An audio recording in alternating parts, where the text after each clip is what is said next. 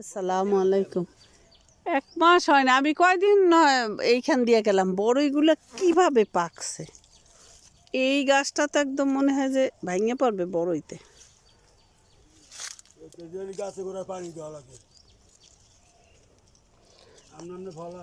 তা পানি তো দিবেনি, পানি দেবেন, এই যে হাড়ের গুঁড়া দেবেন মিষ্টি হওয়ার জন্য। এগুলো তো কাজ, এগুলো তো করতে হইবে।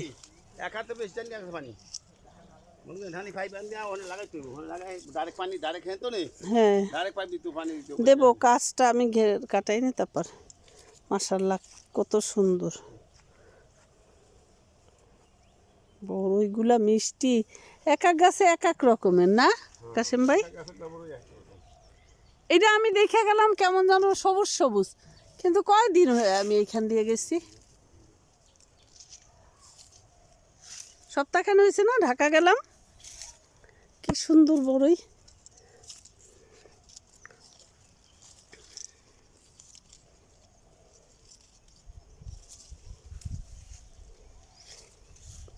কলই শাকেও ফুল এসে গেছে।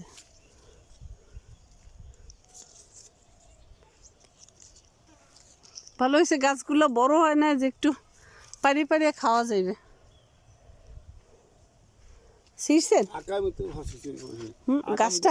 এই ঢাল কটা কাটিয়ে দিলে হ্যাঁ তো সারা সারি রইব টুকখার। আলহামদুলিল্লাহ আমি বলে যাবো সই দিতে একবার তো আমার ইনশাআল্লাহ সব এইটাই আমি আসি ইনশাআল্লাহ। হজে তো আমার এইটাই মানে হ্যাঁ তো ছুটি দাও দেবো না এইটাই। হয়, এগুলো একটু যত্ন করে রাখলে হইবে। ছুটি লেগে লোক একজন রাখতে পারে, ছুটিতে গেলে একজন লোক বহায় রাখতে পারে না। আচ্ছা ঠিক আছে, দেওয়া যাবে, অসুবিধা। আমার শুধু একটু হজটার জন্য। 3.5 মাস না, আমার সফর কম আসছে, কম, এই জন্যই তো এত। কত ওমরা না, বড় হস্ত করছি, ওমরাই তো কতবার করলাম, কিন্তু এখন কথা হচ্ছে কোরবানির পর। আর এখন তো আমি ওমরার জন্য আবার যাব।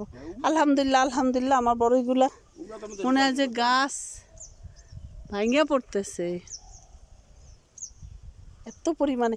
সে এক সপ্তাহে মানে দেখে গেছি না, একদম সবুজ, কিন্তু কত বড় হয়েছে মাশাআল্লাহ। আজকে এই জাল কিনে আনবেন, আপনি বাজার দিয়ে জাল আনবেন, আমি ব্যাস বাসায় নিয়ে খাবো।